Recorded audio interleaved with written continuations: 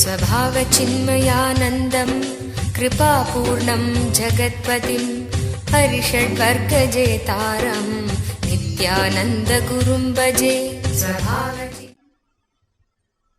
Gadakasha, the space which is covered by your body. The space which is covered by your body is not dead as you think. It's not like other matters. The earth, water, the five Panchabhutas, earth element, water, then fire, then air, then space, ether. In this five elements, all the other four are not, they will not be able to relate with consciousness. One becomes more subtle than the other, but they can't reflect consciousness. Only space can reflect consciousness. Only in space consciousness can reflect. Step by step, if you understand, you will be able to understand. In the first Prithvi is Annamaya Kosha, means your body, physical body, flesh, blood, bone, the physical body. Second, Jalatattva, water, principle. Water is the life which is running, constantly moving. The blood or all the other water movements in your body. All movements related to water is Jalatattva. And next, fire, Agnitattva. Transforming blood, the bread into blood. Converting food into energy is done by the Agni Tattva. Agni Tattva does the job of converting food into energy, transforming food into energy. As long as this Agni is there in you, you will be alive. Once that Agni goes, body has to be put in the Agni. Either this Agni should be there or your body will be put in the Agni. Agni Tattva takes care of the converting food into energy. Next, air, Prana Tattva. All your inner chattering happens in Prana Tattva, in the air energy. Not only the air circulation, the pranic movement, even the inner chattering happens because of the air energy. Just try to stop your breath for a second, you will not be able to think. Your thinking will stop. Every word which raises in your inner space needs air, prana. Somebody asked me a question. Swamiji, what is the difference between air and prana? Air is like a vehicle. Prana is like a stuff which is delivered. A lorry comes inside the compound, delivers the products and goes back. Same way, air comes inside, delivers the prana to body and goes back empty. Prana is the subtle energy which you receive through air. Yogis have mastered the art of receiving the prana directly from ether without using the air as vehicle. That is why there are so many yogis who bury their head and meditate, breathe, they live for even days. If you go to Kumbh Mela, you will see all these things. Kumbh Mela is the place where you can see the great powers expressed by yogis or great powers achieved through yoga sadhana. I have seen in Kumbh Mela people sitting inside under the ground. They will be covered for 3-4 days. After that they will come out. Of course, to express, to exhibit the powers which can be achieved by yoga sadhana. There There are so many yogis I have seen, they bury their head underground. They just bury their head, but they will be alive. They are able to breathe. This shows you can take the prana directly without using the air. Air is just a vehicle, air is just a vessel. Prana is the stuff. You can take the prana directly. But for mind work to activate your inner chattering or verbalization, you need prana. Without prana, you can't have verbalization. To go beyond verbalization also, you need more prana. Fifth, the last ether, the space.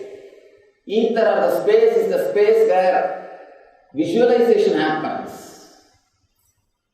5 things.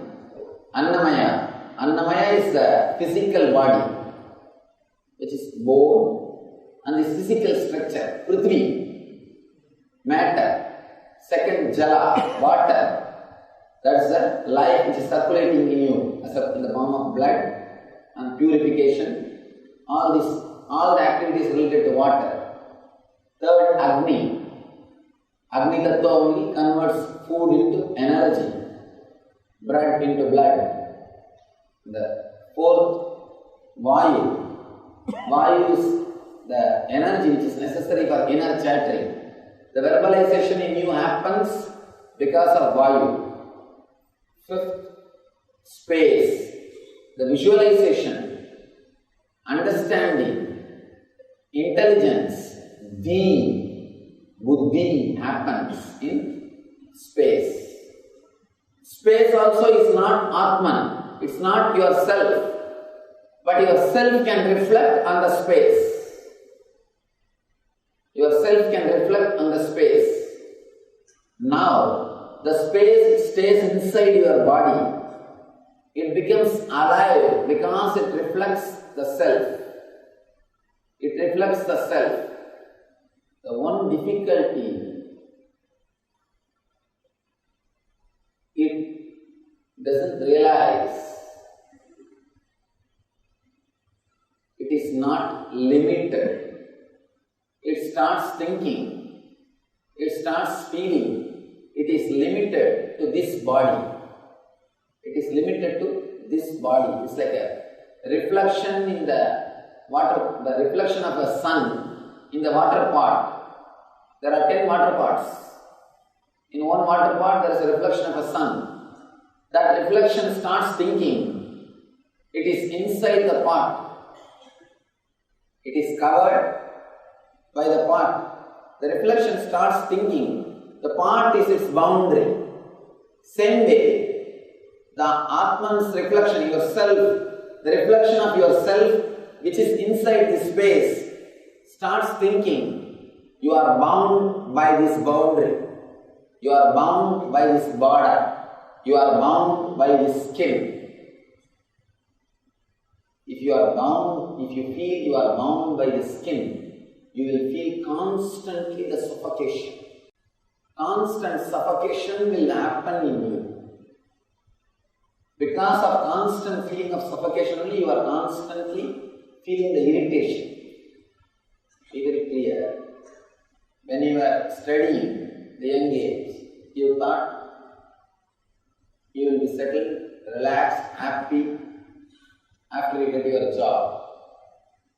After you get your job, you always imagined, visualized, once you are married, you will be settled, relaxed, happy. After marriage, you know. Somebody said, Swamiji, me and my wife, both of us lived happily for 18 years. I asked, then what happened? Then we both met each other. You know, and after marriage you think, if something else happens, like having a house or having a child, you will be settled and relaxed. You are constantly postponing. What you visualize as settled space, a relaxed space, never becomes reality. It cannot become reality as long as you believe you are bound by this boundary.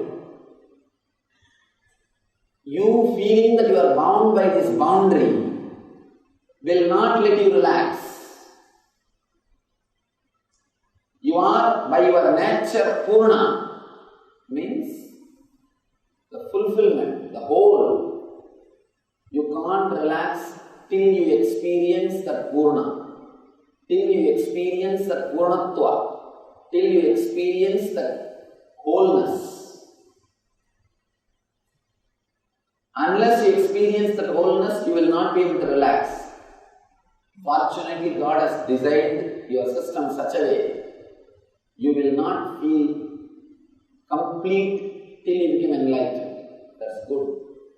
Otherwise, you will stop on the way. We stop on the way. Somebody goes to Ramana Maharshi and asks, Bhagavan, why don't you give me some powers? Miracle powers. Bhagavan says, the powers which you are having already, that itself is driving you crazy. You are not able to sit peacefully.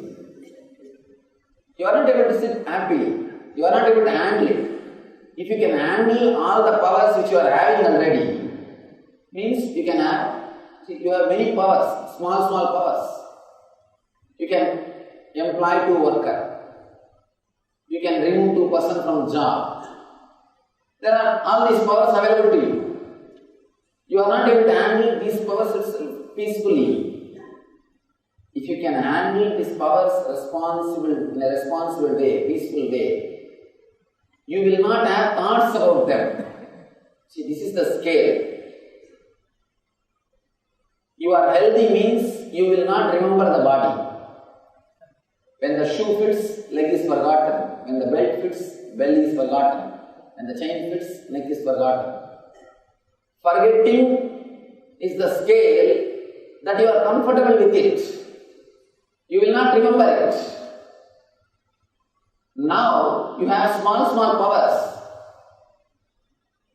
You are remembering about them constantly means you are not able to handle them with maturity. You are not able to handle them in a responsible way.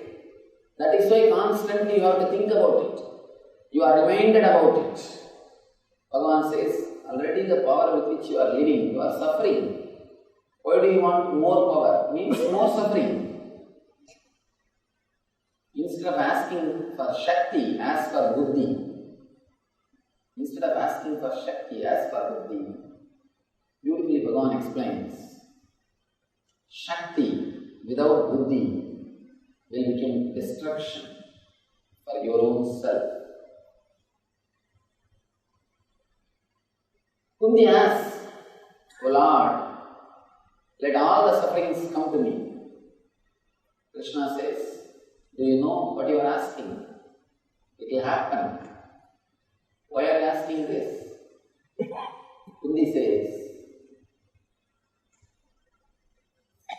with sufferings, constantly I will remember that I have not yet achieved what I am supposed to achieve.